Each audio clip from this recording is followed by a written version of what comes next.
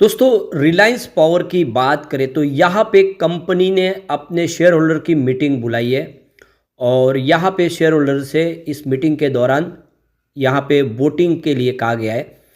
Company के कुछ resolution है जिसको पास करना है, शेयर होल्डर की रजामंदी चाहिए और इसके लिए कल से देख सकते हो कि वोटिंग लाइन खुल चुकी है। तो जो भी एलिजिबल शेयर होल्डर है वो अपने वोटिंग राइट का इस्तेमाल कर सकते हैं। यहाँ पे अनिल अंबानी ने बहुत बड़ा फैसला किया। अनिल अंबानी और उनके बेटे प्रमोटर ग्रुप से बाहर हो रहे, यानी अब वो अपनी जो कैटेगरी है उसको रिटेल ग्रुप में लेके आ रहे। तो आप हमारे जैसे सबके जैसे उनके शेयर होंगे, वो यहाँ पे उनकी शेयर होल्डिंग होगी लेकिन वो प्रमोटर ग्रुप में नहीं होगी। ये फैसला ऐसा क्यों किया है समझने की कोशिश करेंगे इस वीडियो के माध्यम से। आखिर अनिल अंबानी प्रमोटर ग्रुप से बाहर क्यों निकल रहे, क्या इससे कंपनी पे कोई रिस्क आएगा, समझने की कोशिश करेंगे।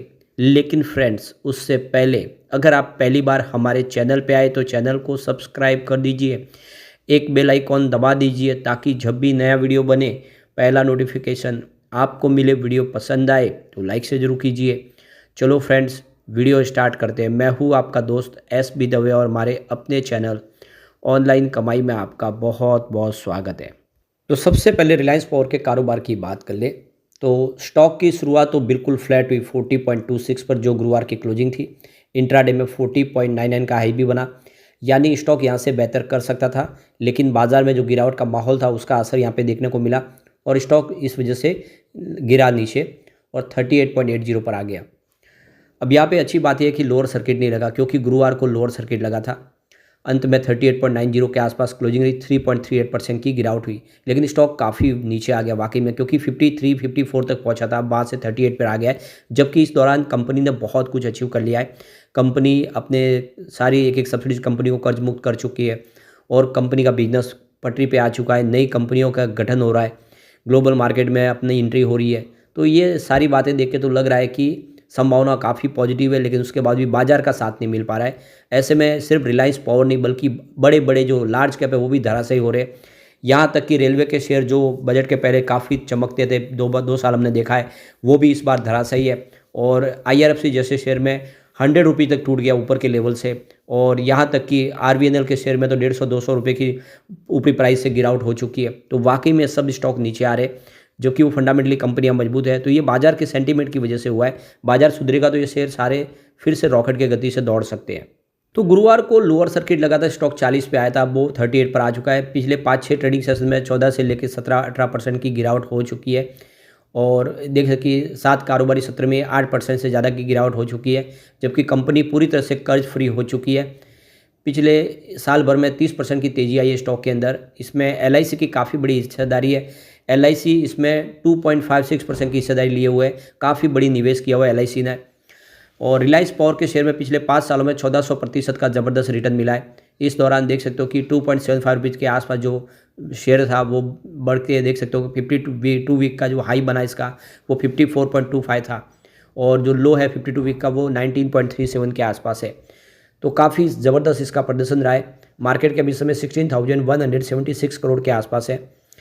तो रिलायंस पावर की जो यूनिट है शासन पावर लिमिटेड, ब्रिटेन की IIFSCL को एक बार में $15 करोड़ का कर्ज चुकाने की जानकारी उन्होंने दी है। कंपनी ने इसके साथ 31 दिसंबर 2024 की जो अपनी कर्ज प्रतिबद्धता थी उसको पूरा कर दिया है।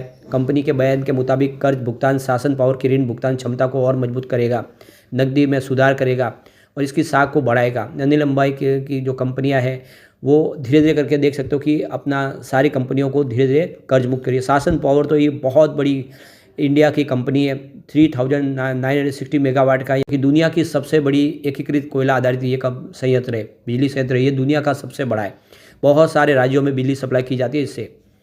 अब यहाँ पे देख सकते हो कि जो बड़ी अपडेट निकल के आ रही है, कंपनी ने एक्सचेंज को जानकारी दी है कि जो प्रमोटर ग्रुप से है, बोर्ड ऑफ डायरेक्टर में है, देख सकते हो कि अनिल धीरूभाई अंबानी जो प्रमोटर ग्रुप में है और श्री जय अनमोल अंबानी जो उनके बेटे हैं। तो ये देख सकते हो कि प्रमोटर ग्रुप से है, लेकिन अब ये प्रमोटर ग्रुप से बाहर निकलना चाहते हैं और उनकी जो होल्डिंग है वो पब्लिक के अंदर लाना चाहते हैं। तो ये जो बड़ा फैसला लिया गया है, तो इससे बहुत सारे लोगों को काफ़ी ज़्यादा चिंता हुई है कि आखिर वो प्रमोटर ग्रुप से बाहर क्यों निकल रहे, ऐसा उन्होंने फैसला क्यों किया। तो एक बात आप गौर कर ले, आप अच्छे से समझ ले, यहाँ पे अनिल धीरूभाई अंबानी की होल्डिंग या फिर उनके बेटे की होल्डिंग बिल्कुल नाम मात्र की है। प्रमोटर ग्रुप में वो आपको बिल्कुल एकदम कम दिखाई देंगे, क्योंकि मात्र 0.01% की होल्डिंग है उनकी, और अनिल अंबानी के बेटे की भी 0.01% की होल्डिंग है। यानी उनके प्रमोटर ग्रुप से बाहर निकलने से कोई ज़्यादा कंपनी में फ़र्क नहीं पड़ने वाला, कंपनी की सेहत पे कोई फ़र्क नहीं पड़ेगा, क्योंकि 23% के ऊपर की जो होल्डिंग है वो सारी की सारी रिलायंस इंफ्रास्ट्रक्चर की है। तो जो मेन प्रमोटर है वो रिलायंस इंफ्रास्ट्रक्चर कंपनी है। अनिल धीरूभाई अंबानी इसमें बहुत ही एक टोकन के तौर पे है वो प्रमोटर ग्रुप में, और इसीलिए अगर वो पब्लिक होल्डिंग में आ भी जाते हैं उससे कोई ज़्यादा फर्क नहीं पड़ेगा। तो इससे कोई ज़्यादा चिंता करने वाली बात नहीं है, ये बात आप क्लियरली समझ सकते हैं। अब यहाँ पे जो बड़ी अपडेट और निकल के आ रही है, ये देख सकते हो कि कंपनी की मीटिंग रखी गई है और इसके अंदर शेयर होल्डर की रजामंदी लेनी है। तो देख सकते हो कि पोस्टल बैलेट के माध्यम से जो भी शेयर होल्डर है उनको अपने वोटिंग राइट का इस्तेमाल करना है, और कंपनी के जो रेजोल्यूशन है उसको पास करना है, या उसके खिलाफ भी वोट कर सकते हैं। तो इसके लिए देख सकते हो कि जो कट ऑफ डेट है वो 3 जनवरी 2025 है। तो 3 जनवरी के पहले पहले जो रिलायंस पावर के शेयर जिन्होंने लिए हुए हैं उनके डीमेट अकाउंट में है वो सारे एलिजिबल है, वो अपने वोटिंग राइट का इस्तेमाल कर पाएंगे, और जो भी प्रस्ताव है उसके फेवर में या खिलाफ वोट कर सकते हैं। तो ये जो वोटिंग लाइन 12 जनवरी 2025 से, मतलब संडे से, कल से खुलेगी सुबह 10 बजे से, और ये बंद होगी मंडे फरवरी 10, 2025 को शाम को 5 बजे। तो अभी एक महीना है आपके पास लगभग, उस महीने में आप कभी भी जब चाहे अपने वोटिंग राइट का इस्तेमाल कर सकते हैं। और यहाँ पे देख सकते हो कि इसकी जो अनाउंसमेंट होगी पोस्टल बैलेट की वो होगी बुधवार को 12 फरवरी 2025 को।